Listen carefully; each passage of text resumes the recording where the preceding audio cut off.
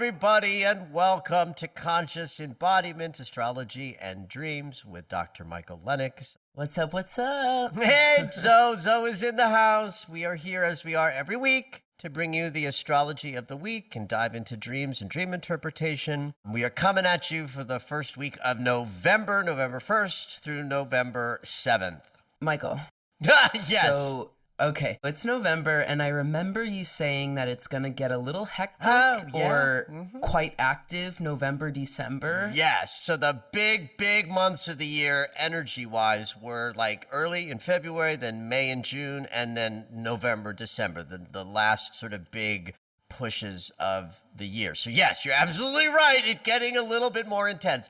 Now, let me sort of dispel something about this, because sometimes people get a little confused if I say November and December is intense. The implication is that like September or October wasn't.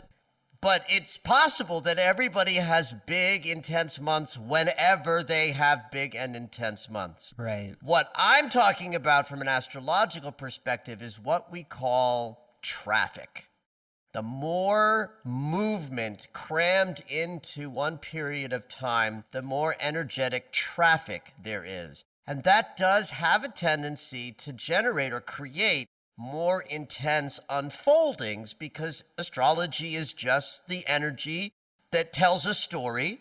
That story is told in the language of, sensation and cycles. And that story is matched by your life story that will reflect the intensity of the energy. So most people will, in fact, have more challenges, bumps in the road, confrontations with self during the months of November and especially December, more so than the last couple of months. But I was so loving my even keel, smooth sailing months, Michael. I don't know if I'm ready if you're ready for that. Well, a bumpy ride. Ready or not, understand that in the next 2 months, we return to the major big transits of the year that create unstable change. So we got the third and final square from Saturn and Uranus that comes in December. We've got eclipse season coming up. We've got a rare second Venus retrograde in under a year that starts in December. So in some ways, December's the really hot month, but it starts to amp up now in November. All right, let's dive into just this week. Will that make you feel more comfortable, Zoe? Let's have that smaller bite that I can chew on. That's right. I love that. Well, let us, in fact, do that. Let's start today's podcast with the wrapping up of Mercury retrograde's cycle. This is the final week of what was a fairly bumpy process of the planet of communication and thought. The two major triple transits that Mercury made during this retrograde was the simultaneous trine with Jupiter. That's about open, expansive, optimistic, and yummy communication and thoughts and ideas shared. But simultaneously, Mercury was squaring Pluto. That's a conflict energy with power and authority and shadow, right? So you've got a really aspirational transit with communication and a really challenging, difficult one, both happening around the same time. And they wrap up for the third and final time early in this week. In fact, the trine to Jupiter played out yesterday, the 31st, the last day of October, and the square to Pluto comes this Tuesday, November 2nd. So you can sort of think of those couple of days. So like if you're hearing this podcast right when it comes out, we're talking about yesterday and tomorrow. Sunday and Tuesday of this week is a kind of combination of something very expansive and possibility-filled and something deep and conflictual that bumps you right up against who's got the power and how do you feel about that. So everybody's going to experience this a little bit differently based on your natal chart. Like some people will go through these couple of transits and feel more of the expansive, confident unfolding of communication trining the planet of expansion, Jupiter. Some people will bump more into the power struggles of Mercury square Pluto. Either way, the best way to handle any communication stuff that comes up in the early days of this week is to glance back, because there may be some threads to the first time that these two transits rose up kind of together, almost simultaneously, at least in terms of Mercury and astrology. That was back on September 20th and the 22nd. So that little swath of the third week in September also relates to October 1st and 3rd, so the very beginning of October. And the last pass of these threads of time are this last day of October and the second day of November. So if you're bumping up against anything in your communication during these couple of days, do look back at that third week in September, first week in October, because there's likely to be a connection to the themes that might be playing out. And this is important, especially if you're bumping up against the struggles and challenges of power and authority issues that might be coming up from Mercury in this square to Pluto. So take a look at your communication. If you need to glance back to have a better understanding of things, do that. Understand that Tuesday's energy is challenging with communication, regardless of whether it connects back to earlier passes in the Mercury cycle. Tuesday's got conflict and power struggles built all into it. And that's the final hit of Mercury in this retrograde passage. And then once we get to, November 3rd and beyond, Mercury is done. He's at 25 degrees of Libra, which is where he started. We are in the free and clear period of Mercury's cycle from the 3rd on. So for the next 2 months, you can plan and move about and do things with your mind without expecting the kerfuffles and reversals and challenges of a retrograde, because there's nothing happening for a couple of months but smooth sailing.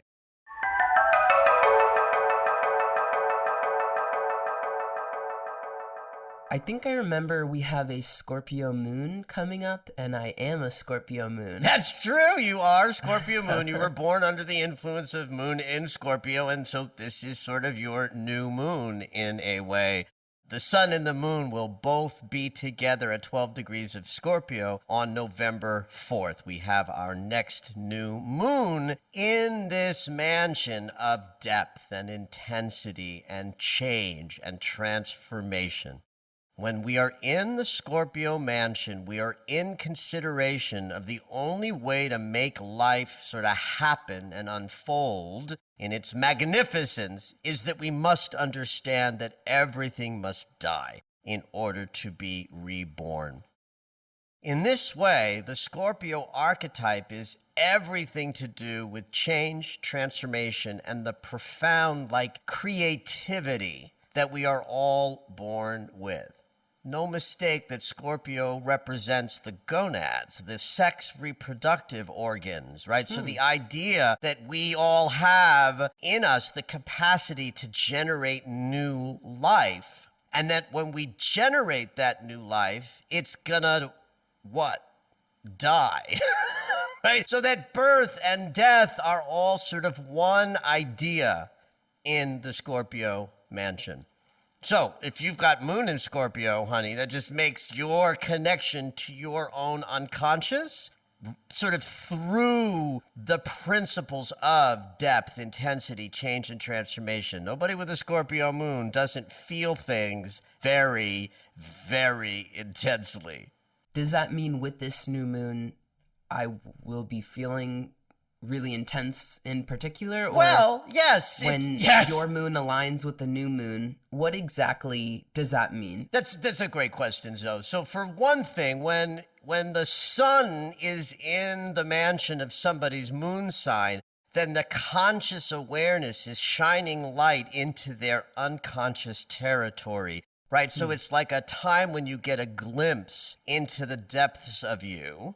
And then, of course, the new moon means we set intentions from this place of what do we want to change and transform in our lives? What are we prepared to let die to self so that we might move forward in a kind of rebirth energy, ready to take on something new? Now, of course, for you being a Scorpio moon, that means that this new moon intention setting process that starts up on November 4th will be more deeply felt by you. Got it. Okay. And maybe not even in a way that you can cognate, because it's, the moon is our connection to our unconscious. So it's largely an unconscious experience, but it'll be more intense whether you're clearly aware of why or how. Okay. Okay, now, the listener audience doesn't all have their moons in Scorpio, so it's not all about that experience, but it's still a moment where all of us consider the desires we have in our hearts to create something new, but in the realm of creativity that's powerful and profound. It's another thing about the Scorpio Mansion that isn't talked about as much, which is that this is the place where we learn to collaborate with others. Libra, the sign right before Scorpio, is the relationship sign. So it's the idea of self and other is born out of the Libra Mansion. And so when we evolve to the next iteration of our consciousness and we leave the Venus-ruled mansion of Libra and go into the Pluto-ruled change and transformation mansion of Scorpio, we take the relationship consciousness that we've just come out of and we deepen it. We make it richer. We make it transformational. And how do you do that? When two people come together to create something as a unit, which we call collaboration, greater change and transformation is possible. So if you're up to anything that involves collaboration, this is your new moon to set intentions for that experience to be more powerful. It sounds like I'm talking about your business plan, and maybe I'm talking about your business plan. But collaboration also just means how you get along with your neighbors and your community and your loved ones, how you take what you want and what somebody else wants and have it be different, but somehow dive into the vat of change and transformation and come out the other side stronger and richer because you considered both what was right for you and what was right for someone else. That to me is the essence of collaboration, and that's part of this new moon. Taurus is the archetype that rules money, and Scorpio is the opposite polarity there, and so Scorpio is also the mansion that rules other people's money, investing money. How about the idea of investing as not just monetarily, but the idea that when you take a resource that you have and you're willing to sort of go to the mat with it and collaborate with the universe and co-create, now you're cooking with gas in terms of creating a life of magnificence because you're not doing it just on your own, but you're bringing in the experience of the divine and the rest of consciousness. That's another Scorpio Mansion idea. So in this Scorpio new moon, you want to be setting intentions for whatever it is that you desire to create. Like we do that with every new moon. You don't change your desires because of the sign that the new moon is in, right? So whatever you're up to, set those intentions. And while this is a new moon and not a full moon, therefore it's not a moment of release, this is the new moon in the sign that invented death and rebirth. So be in consideration of this. What would I declare my readiness to create if I was willing to die for the desires I have? Wow. I love that question. Right, honey? If it ain't worth dying over, it might not be worth doing. I mean, I'm being dramatic and hyperbolic, obviously, but I'm talking about passion. You know, it's passion that fuels us to create beyond the limitations that the world appears to be putting on our desires. And that feels so apt for this time, this moment in time. You know, we've gone through the last couple years of watching desperation, death of humans, and I mean, not to be morbid, but death of the earth is something we're Death witnessing. of the earth? Death of what we were planning to do before pandemic changed the world, right? You're absolutely right. So this is a moment to be in consideration of now. Oh my God, I almost want to cry. Now that the world has changed so profoundly and the old world has died to self, this is that new moon to say, I am now reborn. What am I going to create now?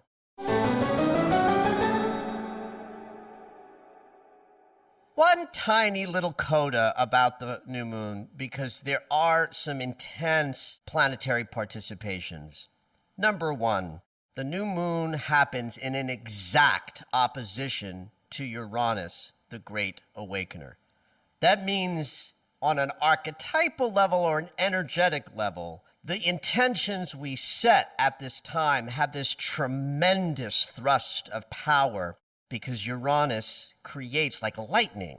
And that energy of sudden and unexpected movement in an opposition, which is a dynamic geometry where something has to happen, this new moon counts. You want to be really careful of your intention setting, even passive thoughts during like November 3rd and 4th and 5th. I mean, I'm kidding, of course, but it's like Uranus. Well, one of the things I like to say about Uranus is, and I always hyphenate this phrase, anything dash can dash happen dash and dash probably dash will. That's how important when I'm doing this in writing, that anything can happen and probably will, is I hyphenate the whole fucking like this line of words because that's what Uranus brings. So it does mean that our intention setting has more sort of oomph, but it also means that the general astrological weather in this new moon is going to be a little bit more intensified because you've got an opposition from the sun and the moon to Uranus, which is a very unstable dynamic. Anything can happen and probably will. So both from the perspective of your intention setting, but also from the perspective of the weather of the week, it's an intense couple of days during this new moon because of the opposition to Uranus. Just this past weekend, we had a sign change. Mars moved out of Libra and into Scorpio. There's some good news in this in one thing. It's been a couple of weeks since I talked about this because one by one, different planets have moved out of this territory. But there was a while where we were moving through debilitating placement for both Mercury, Venus, and Mars. I remember that, yeah. Mostly with Mercury is because he was going to go retrograde in Libra. He's not debilitated in that sign, but you had a bunch of debilitations, right? And then Venus moved out of Scorpio where she's debilitated. Mercury went direct where he was debilitated. And Mars in Libra is in what's known as his detriment. He's not happy there. Makes sense if you just look at the archetype, right? Mars, fire sign. Aries rules, Aries is ruled by Mars. Planet of war, masculine principle. Libra, harmony, balance. Venus ruled, very feminine placement. So the activating energy that Mars prefers is all out of whack in Libra. So Mars moving out of Libra is the last sort of personal planet debilitation experience. And so I, for one, am glad to see Mars in the rearview mirror in that sign. Decision-making is more difficult with Mars in Libra. Passive aggression is easier to slip into rather than being direct organically. And so we're just happy that Mars has moved into territory that he's absolutely comfortable with and loves, Scorpio. In fact, in ancient astrology, before Pluto was known to exist, Mars ruled Scorpio. So there's a natural and organic connection between this deep, smoldery, intensified mansion of change and transformation and the power of Mars's sort of action-oriented consciousness. He does well here, and we do well when Mars is in this territory. So he will be in this territory till mid-December. And so you can think of the simplest way to perceive Mars in a sign is to think like this. Mars tells us how we're making choices. The sign he's in gives us the style with which we choose. So in Scorpio, it's about dropping all the way into our innermost self to make a choice, trusting the impulses that we feel rumbling out of our unconscious. Because Scorpio is a mansion where those rumbles can be felt and responded to. So for the next 6 weeks or so, just understand that we are in territory where it will be more natural and organic to move in the direction of change and transformation when seeking to make new things happen.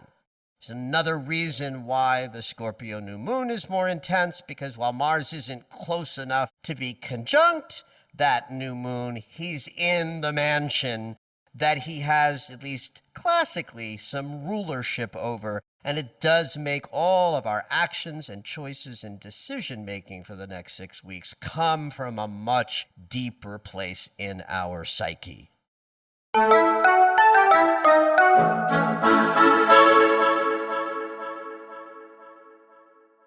right.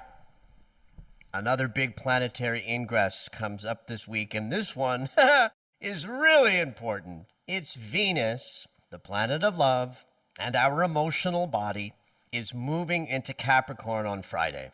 Typically, Venus spends just shy of 3.5 to 4 weeks in a sign, so less than a month. You can think of Venus in a sign as how we process our emotions. If Mars in a sign is how we choose and decide, Venus as the ruler of our emotional body, like the literal emotional body of how we process our feelings and get wisdom and intelligence from them, that's a Venus consciousness. In Capricorn, the focus is on what's important, what's the goal, what's the purpose. Like, Venus drives us through our feelings and our passions.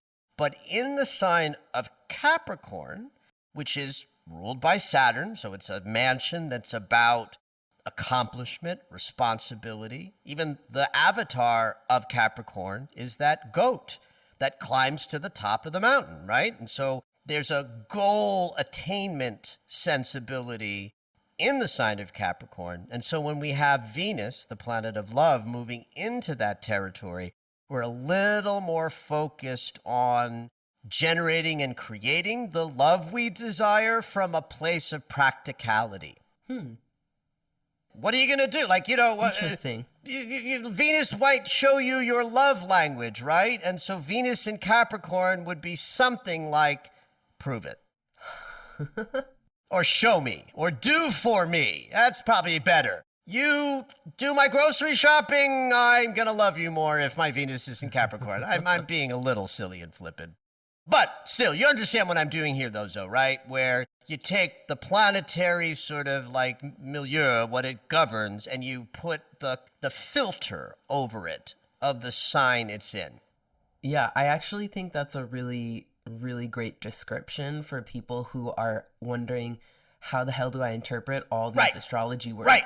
What does it mean? Well, that's a great description, Michael. Thank you. I love that. And thank you. So I appreciate you saying that, because you are sometimes the voice of how does this land? Are you getting this? And so I try always to break things down into fundamentals. They're easier for more people to understand if I get simple, like how you process your emotions and your giving and receiving of love is now stylistically driven by the desire to accomplish something specific, the goal that's involved.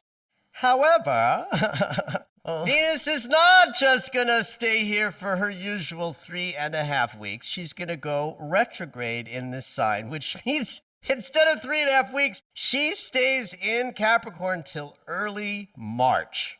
Oh, wow. Yeah, that's a lot of time in one sign. And there's beautiful value in all retrogrades. In a Venus retrograde, we are visiting the unconscious, because that's how I interpret a retrograde motion, is that planet's stuff is slightly downloaded into unconscious spaces. So while the planet is moving backwards or appearing to move backwards, we are in a deep process. And just like every 3-act Mercury retrograde cycle, a Venus retrograde cycle follows the same 3 acts, which means that from November 5th, when Venus enters into Capricorn, there's a certain point where she's going to hit the degrees that she's going to cover 3 times. And I will be talking all about that. You don't have to think about that now. I'm just putting you on notice that A, as a result of Venus moving into Capricorn, your love language changes. Then right around the 19th of December, she's going to meet up with Pluto in an interesting conjunction with the Lord of the Underworld. And then she goes retrograde in December. So I'll be guiding you all through this process as November unfolds and the first 2 weeks of December. Venus will be hinting at the process that she's going to be taking us through in the latter part of December and then January to finish up in February into March. The juicy juice doesn't really happen for a couple of weeks, but the process of our reinventing how we give and receive love really starts this week.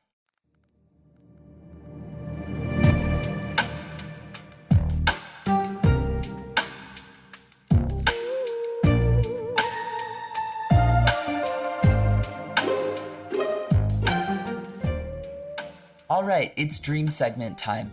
Every week, Dr. Michael will interpret dreams that are sent in via email or take a live caller. If you would like your dream interpreted on the podcast, you can go ahead and email us at dreams@michaellennox.com. Hopefully your dream will make it onto the show.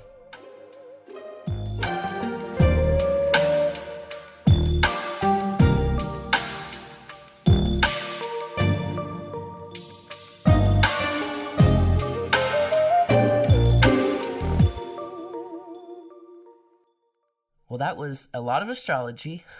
So I have a short dream for us this week. This dreamer writes in, I had a dream last night that a big black snake was attacking me.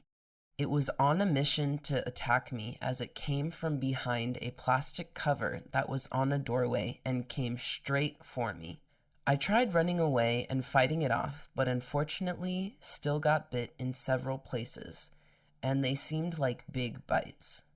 I've been told that snakes usually mean haters or your enemies' wish on you, and if you're bitten, then they've somehow succeeded in their attack on you. I know there's a different meaning to this dream as well.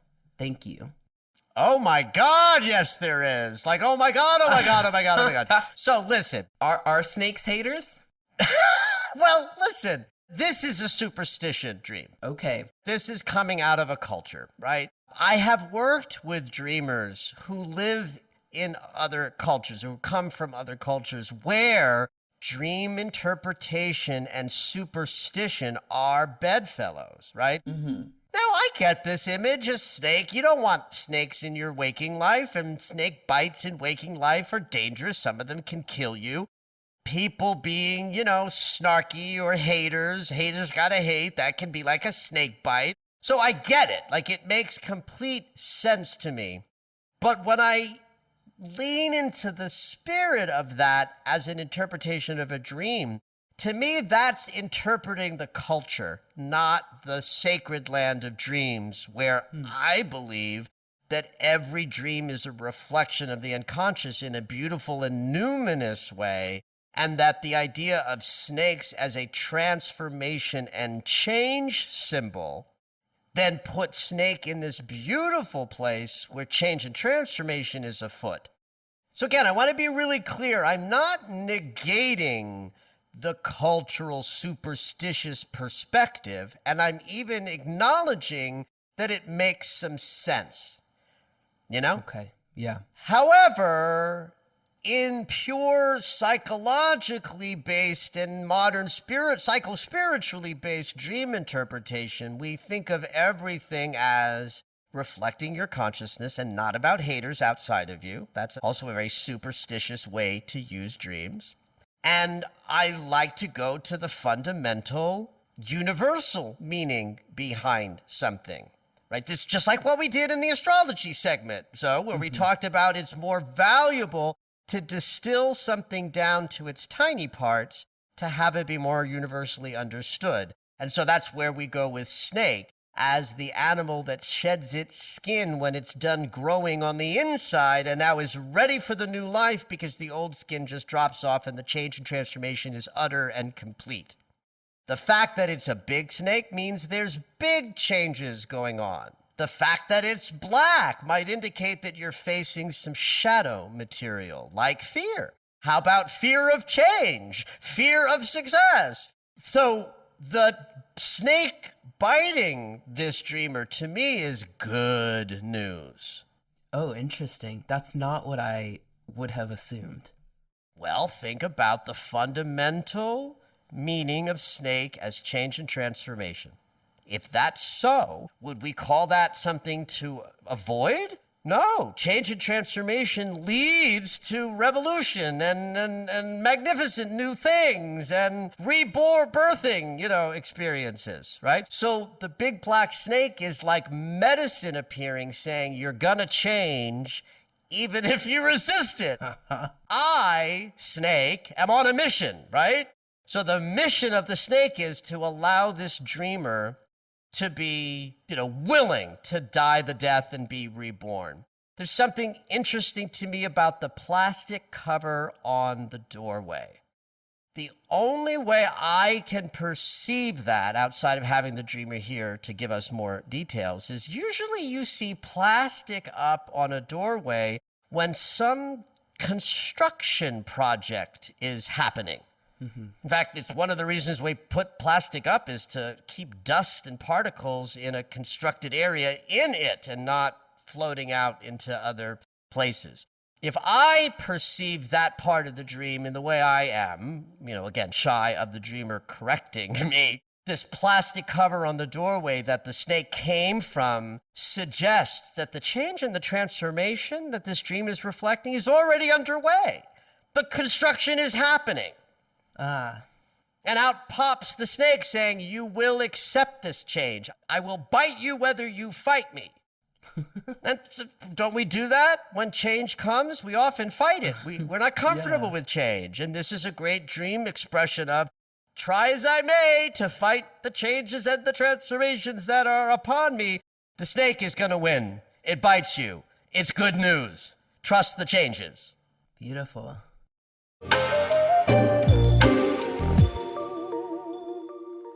My big announcement for this week is that this is the last week to sign up for Dr. Michael's Advanced Astrology. This Advanced Astrology class dives into Pluto and Uranus transits, and it will be held online in the Zoom space November 6th and November 13th. Head on over to michaellennox.com to secure your spot. Thank you for listening to Conscious Embodiment, Astrology and Dreams with Dr. Michael Lennox. You can find us on Apple Music, the iHeartRadio app, and anywhere you find your favorite shows. Head on over to michaellennox.com for information on astrology readings, the Daily Astro Alert subscription, upcoming classes, and to join the mailing list.